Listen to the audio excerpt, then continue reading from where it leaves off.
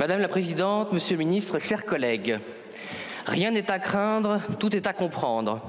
Cette citation de Marie Curie n'est pas seulement le témoignage d'un des esprits les plus brillants que la France a eu l'honneur de compter dans son histoire. Cette conviction est le legs de la civilisation française. Ce legs est au cœur du projet national de Marine Le Pen, legs que la Macronie a oublié et que la NUPES a depuis longtemps renié. Il y a quelques jours, les États-Unis ont fait un pas immense vers la conquête de Mars avec les tests largement réussis de Spaceship.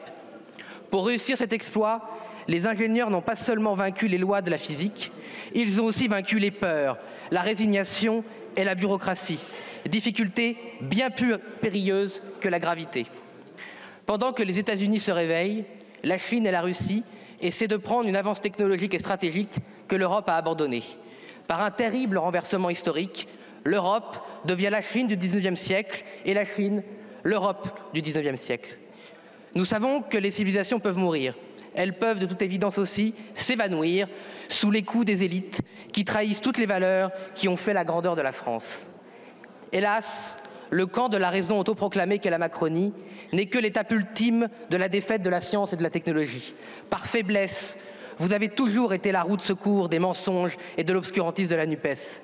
Que ce soit sur le génie génétique, sur les OGM, sur l'ensemble des sujets qui touchent au XXIe siècle, vous êtes toujours derrière la NUPES et jamais en soutien de notre avance technologique et scientifique. La Macronie est en réalité une sénescence, une illusion du savoir qui en réalité a peur de tout et surtout de la gauche.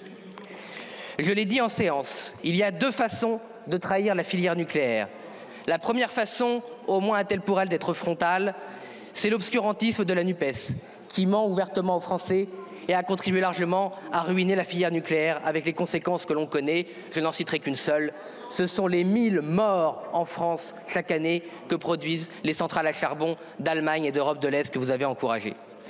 Le deuxième ennemi, c'est la lâcheté, celle des centristes et malheureusement pendant trop longtemps de l'UMP, qui a consisté à faire croire qu'on peut défendre le nucléaire et le progrès scientifique alors qu'on met tellement d'obstacles, tellement de normes, tellement de paperasse absurde qu'on rend en fait impossible tout progrès, toute installation, toute production. Dès lors, il est bien difficile, chers collègues de la Macronie, de vous faire confiance. La relance du nucléaire que vous proclamez pour le moment n'existe pas. Comme nous l'avions annoncé avec Marine Le Pen, l'EPR2 a déjà des retards, tout comme les petits réacteurs. Encore une fois, trop de bureaucratie, trop de normes, impossible de sortir un design correct. Il est difficile de vous faire confiance aussi quand vous expliquez cette réforme à laquelle il semble que vous-même ne compreniez pas grand-chose. Encore et toujours, comme l'ensemble des textes que nous avons étudiés depuis 2 ans, vous savez que vous n'aurez pas le soutien de la NUPES, mais vous abandonnez tout à l'idéologie de la NUPES. Cette loi permet-elle vraiment une relance plus rapide, plus agile du nucléaire et du progrès? Je n'en suis pas sûr. Je n'en suis pas sûr et bien peu au Rassemblement national en sommes sûrs. Bien sûr, la sûreté est indispensable, elle l'a toujours été. Mais la sûreté dans notre pays ne dépend pas de la bureaucratie française ou des hommes et des femmes qui ici pensent inventer ce que d'autres ont inventé. Et elle dépend des ingénieurs, elle dépend de tous les salariés d'EDF, elle dépend de tous ceux, les hommes et les femmes qui font la filière nucléaire française et qui ont toujours fait correctement leur travail parce que le modèle économique qu'a choisi la France, la façon dont nous formons nos élites scientifiques et techniques, la façon dont nous traitons nos salariés fait que la filière nucléaire, elle est solide. Je le redis comme je l'ai dit en séance, mes chers collègues, que ce soit les députés du Rassemblement national ou les députés de l'ensemble des partis politiques ici, vous n'inventez rien, nous n'inventons rien. Les élus de la nation sont au service des ingénieurs. Nous sommes au service de la science. Nous sommes au service de ceux qui savent faire leur travail. Nous ne remplaçons pas ceux qui savent travailler. Nous ne remplaçons pas ceux qui savent inventer.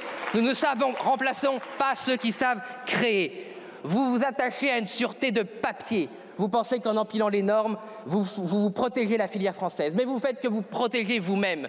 Vous ne craignez les incidents que parce que vous avez peur un jour de devoir rendre des comptes. Mais à force d'être terrorisé par les comptes que vous devrez rendre, vous ne voyez pas les comptes que vous avez durant l'année dernière, à savoir l'écroulement de la production électrique française. Aussi, mes chers collègues, je lance encore et toujours un cri d'alarme. Ne croyez pas que la sûreté de papier viendra sauver l'Occident. C'est le génie des femmes et des hommes qui font notre civilisation qui la sauvera, personne d'autre.